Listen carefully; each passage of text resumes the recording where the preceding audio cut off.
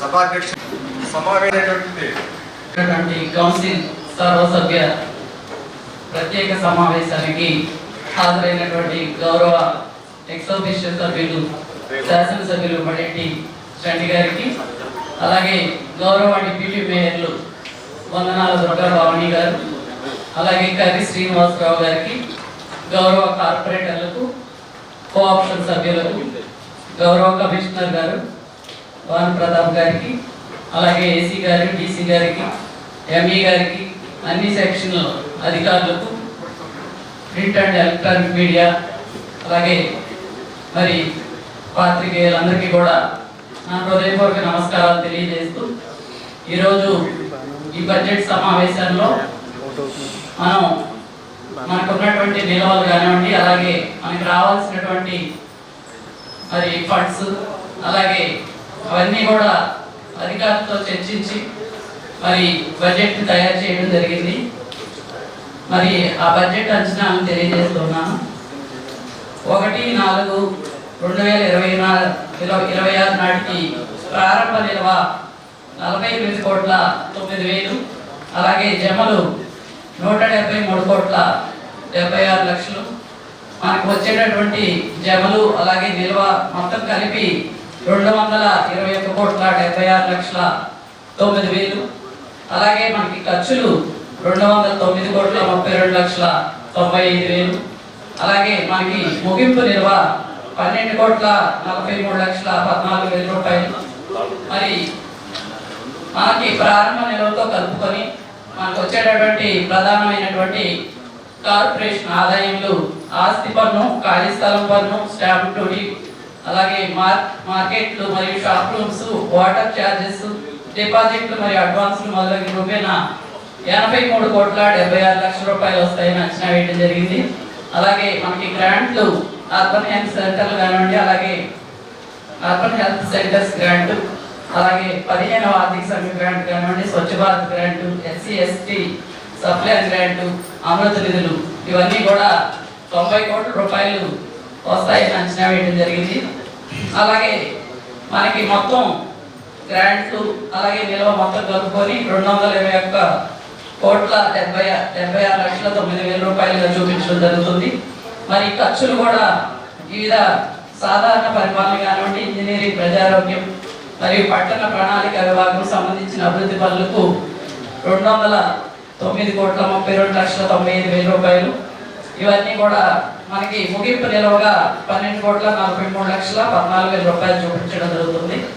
మరి దీనిలో మనకి నగరపాలక సంస్థకు సమకూరు నిధుల్లో ఏదైతే ప్రభుత్వ నిబంధనల ప్రకారం షెడ్యూల్ కులం వారు నివసించే ప్రాంతాల అభివృద్ధికి 16.2%, అలాగే షెడ్యూల్ తెగల వారు నివసించే ప్రాంత అభివృద్ధికి 7.5%, అలాగే స్త్రీ శిశు సంక్షేమ శాఖకి 5%, మురికివాడల అభివృద్ధికి 40%, సాధారణ ఖర్చులు 28.3%, అలాగే వికలాంగులకి 3%. ఇవన్నీ కూడా 15,40,00,000 రూపాయలు కేటాయించడం జరిగింది. మరి ఇవన్నీ కూడా సభ్యులందరూ మరి ప్రజా ఆమోదయోగ్యమైనటువంటి బడ్జెట్ని సభ్యులందరూ కూడా ఆమోదిస్తారని కోరుకుంటూ మరి దీనికి సంబంధించిన వివరాలు సిరాజ్ గారు తెలియజేస్తారు.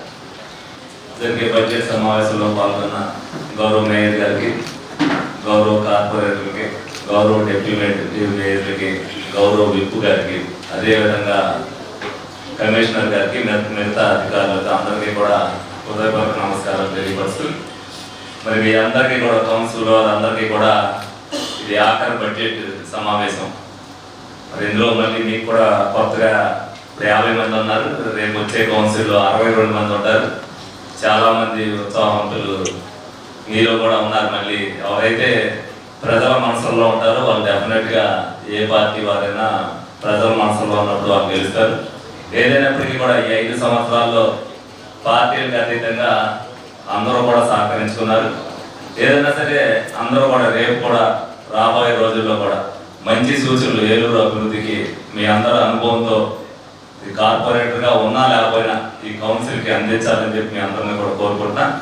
అదేవిధంగా ఇది కూడా ఆఖరి బడ్జెట్ సమావేశం అవడం వల్ల మరి ఈ సమావేశానికి నేను కూడా మీ అందరినీ కూడా అభినందించడానికి వచ్చాను. 5 సంవత్సరాల పాటు మీ అందరూ కూడా చక్కగా ప్రతిదీ కూడా కార్పొరేషన్ పరంగా ప్రతిదీ కూడా చిన్న చిన్న అయితే ఉంటాయి డెఫినెట్గా. ఎందుకంటే అన్ని పనులు చేయడం ఏ పార్టీ వల్ల కూడా అవ్వదు డెఫినెట్గా.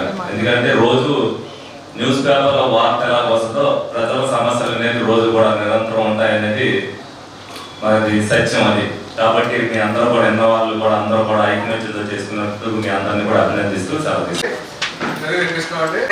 బడ్జెట్ ప్రతిపాదనలు 2026 తేదీకి వచ్చింది.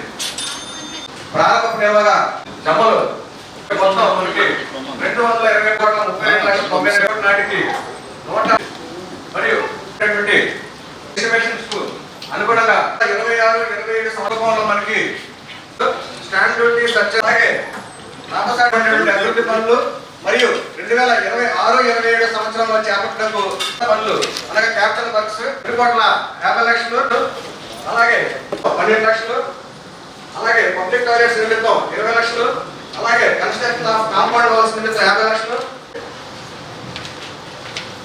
వినోద పన్ను ఏమీ లేదన్నట్టుగా చూపించారు. వినోద పన్ను ఏమీ లేదు. అలాగే వాటర్ సప్లై సంబంధించి దాదాపు 2 కోట్ల జిల్లా మరి పంపిణీలు బాగు చేయడానికి ఇచ్చేశారు. మరి ఇప్పుడు కూడా వాటర్ ఒక 2-3 రోజుల క్రితం అయితే హాఫ్ అన్ అవర్ లోపే వాటర్ వచ్చింది. ఇప్పుడు ఎక్కడన్నా స్టోరేజ్లో అయితే 10.7 జిల్లా నిల్వ ఉంది వాటరు.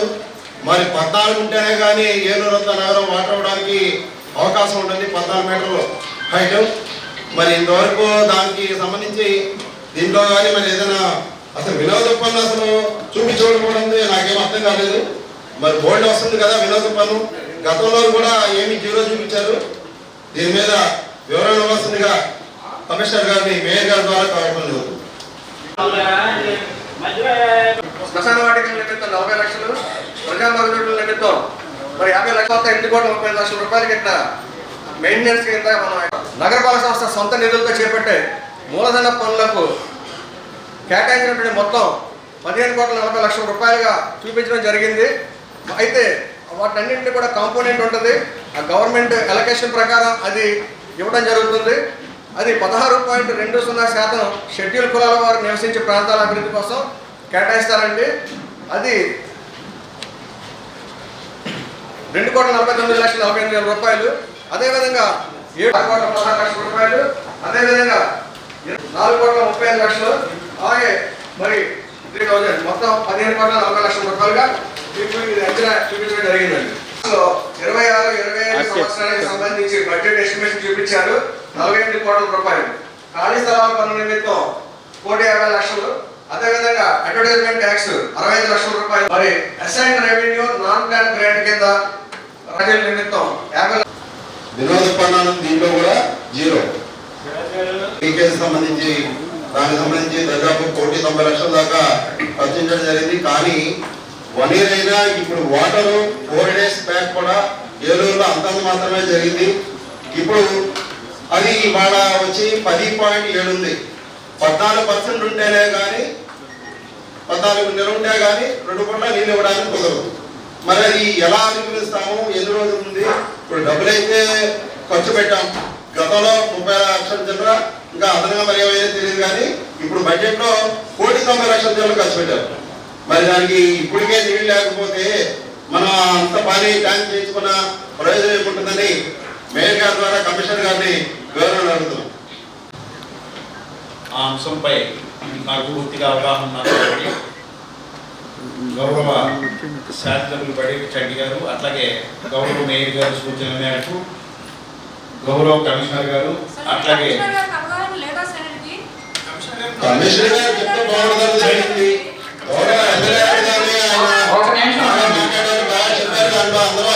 కమిషనర్ గారు చెప్తారు, నేను చెప్తాను.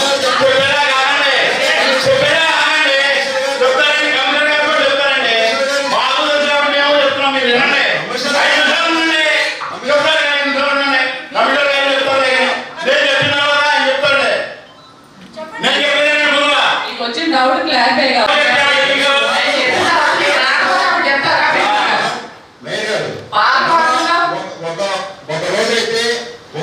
సమాధానం చెప్పినప్పుడు తర్వాత మాట్లాడుతుంది. దాంట్లో తప్పు లోపులు ఉంటే తర్వాత కమిషనర్ గారు కూడా మాట్లాడతారు. తర్వాత ఏమన్నా తేడా ఉంటే అప్పుడు మీరు మాట్లాడదు. కానీ కమిషనర్ గారు చేస్తుంది ఇక్కడ పాలకవర్గం అంతా కష్టం క్వశ్చన్ చెప్పడం కాదు అక్కడ వాస్తవాలు చూసి తెలుసు మీకు అక్కడ ఎంత కష్టపడుతున్నారు మాట్లాడడానికి ఏదో ప్రజలు ఒకసారి మీ డౌట్ చెప్పండి ఫస్ట్ మీరు అందరూ ఒక మాట్లాడండి అందరు కాదు కూర్చోండి అందరు మీరు అడిగిన దానికి సమాధానం చెప్తారు ఫస్ట్ మీకు కావాల్సింది ఏంటి అది క్లాస్ కాకుండా చెప్తారు కమిషనర్ గారు. కమిషనర్ గారు చెప్తారు ఉన్నటువంటి పాలకవర్గం మేము అక్కడ వర్క్ చేయించాం, శాసనసభ్యులు వారు కార్పొరేటర్లు మేమందరం అక్కడ కూర్చొని వర్క్ చేయించాం. మాకు తెలిసింది మమ్మల్ని చెప్పిన తర్వాత అధికారులు చెప్తారు. అవును మేము చేసింది చెప్పండి మమ్మల్ని మేము చేసిన మమ్మల్ని చెప్పండి. మేము చేసిన పని కమిషనర్ గారు చెప్పేది సరిపోతే కమిషనర్ గారు చెప్పేది సరిపోతే మేము చేసినామని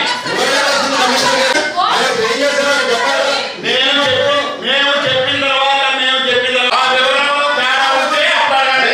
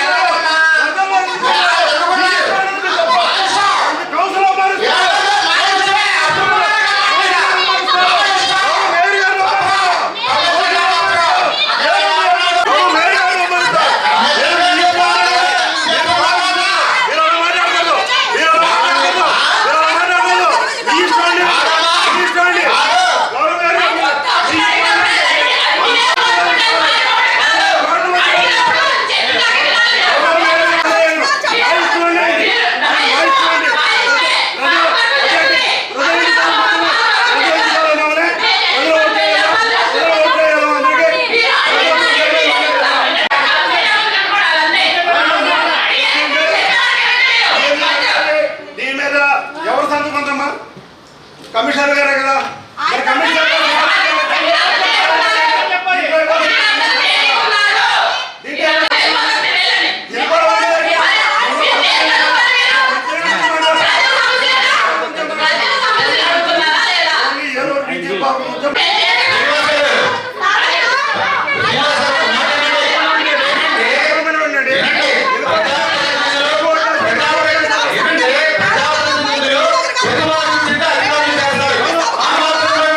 ఆ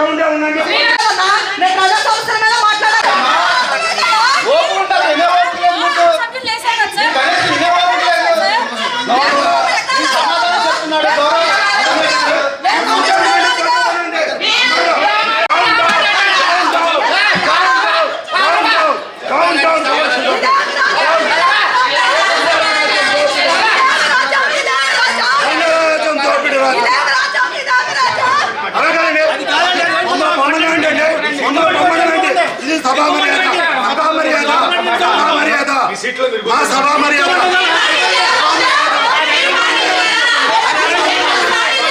అవమానించకూడదు.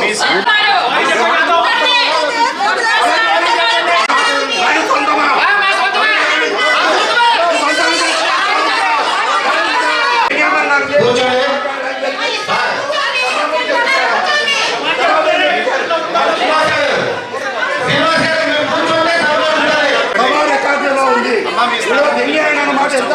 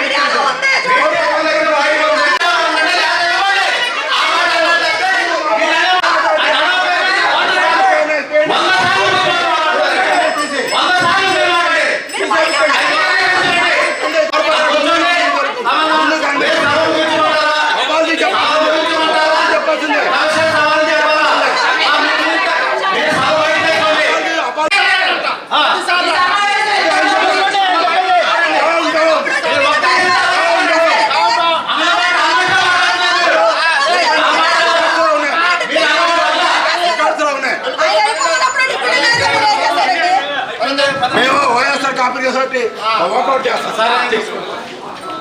ఇదేమి రాజ్యం ఇదేమి రాజ్యం బంగాళ రాజ్యం దోపిడీ రాజ్యం ఇదేమి రాజ్యం ఇదేమి రాజ్యం బంగాళ రాజ్యం దోపిడీ కార్పొరేటర్ని అవమానించిన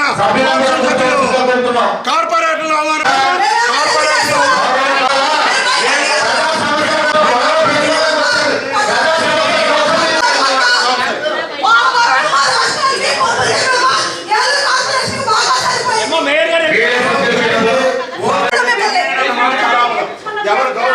సచివాలయాలకి డబ్బులు వచ్చిన నిధులు ఏమైనా అమ్మా ఆ నిధులు మా నిధులు దజేస్తుంటే మా నిధులు దజేస్తుంటే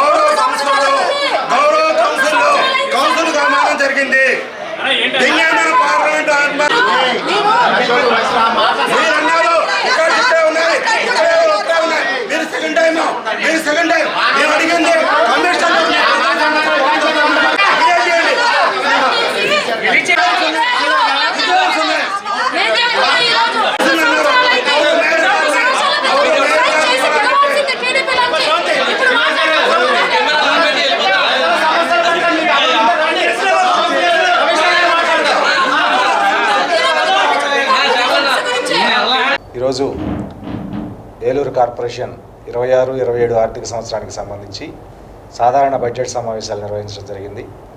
ఈ బడ్జెట్ సమావేశాలు నిర్వహించినప్పుడు బడ్జెట్ని గౌరవ మేయర్ గారు సభలో ప్రవేశపెట్టిన తర్వాత వైఎస్ఆర్ కాంగ్రెస్ పార్టీకి సంబంధించినటువంటి సభ్యులు 2 ప్రశ్నలు లేవనెత్తడం జరిగింది. ఆ 2 ప్రశ్నలు, ఒకటి బడ్జెట్లో ఎందుకని ఎంటర్టైన్మెంట్ ట్యాక్స్ నుంచి ఆదాయం రావట్లేదనేటువంటి ఒక ప్రశ్న లేవనెత్తడం జరిగింది. రెండవ ప్రశ్నగా, వేసవిలో తాగునీటి సమస్య తలెత్తుతుంది. ఇప్పటికి 11 మీటర్స్ మాత్రమే వాటర్ హైట్ ఉంది. 14 మీటర్స్ హైట్ ఉంటే కానీ సమ్మర్లో నీళ్లు సప్లై చేయలేము.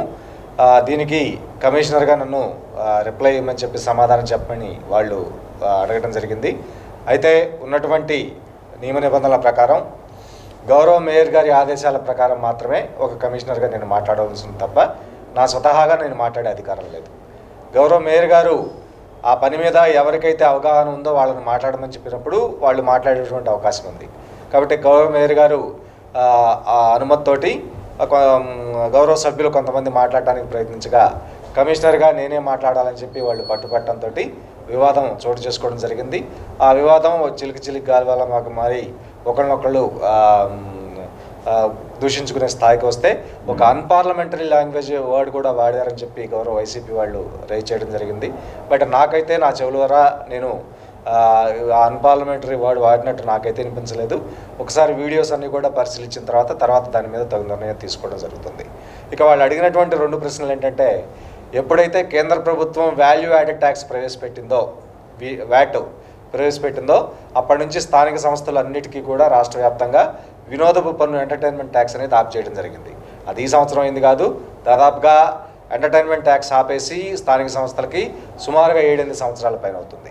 అది ఈ రోజు జరిగింది కాదు. కాబట్టి ఆ విషయాన్ని ప్రజలందరికీ కూడా తెలియజేస్తూ ఉన్నాను. రెండవది, వాటర్ సప్లైకి సంబంధించి మనకి ఇప్పుడు ప్రస్తుతానికి 11 మీటర్ల హైట్లో నీళ్లు ఉన్నాయి. ఇప్పుడు ఉన్నటువంటి సమాచారం ప్రకారం నెక్స్ట్ మంత్ 15th వరకు కాలువలు వదులుతూ ఉన్నారు. ఆ 15th వదిలినా కానీ 20th వరకు కూడా మనకి కాలువలు వచ్చేటువంటి అవకాశం ఉంది. అదేవిధంగా నెక్స్ట్ మంత్ ఫస్ట్ వీక్లో ఇరిగేషన్కి వాటర్ పూర్తయిపోయిన తర్వాత కాలువలో అడ్డంగా కూడా శాండ్ బ్యాగ్స్ వేసేసి మనకు అందుబాటులో ఉన్నటువంటి అన్ని మోటార్లు కూడా ఆన్ చేసి మనం 13 మీటర్స్ దాకా వాటర్ నింపుకోవచ్చు అని చెప్పి నేను అనుకుంటూ ఉన్నాను. సమ్మర్లో మనకి ఫుల్ ప్లెజ్డ్గా 2 పూట్ల వాటర్ అవడానికి 12.5 మీటర్ వాటర్ ఉంటే సరిపోతుంది. ఇప్పటికి 11 ఉంది. ఇంకొక 1.5 మీటర్ రేజ్ చేస్తే మనకు సరిపోతుంది. బట్ మేము 2 మీటర్స్ రేజ్ చేద్దామని చెప్పి టార్గెట్గా పెట్టుకోవడం జరిగింది. మా ప్రణాళికల ప్రకారం ఎట్టి పరిస్థితుల్లో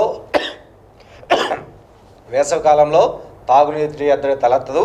13 మీటర్స్ ఫుల్ ప్లెజ్డ్గా చెరువు నింపేసి ప్రజలందరికీ కూడా 2 పూట్ల తాగునీరు అందిస్తామని చెప్పి తెలియజేస్తూ ఉన్నాను.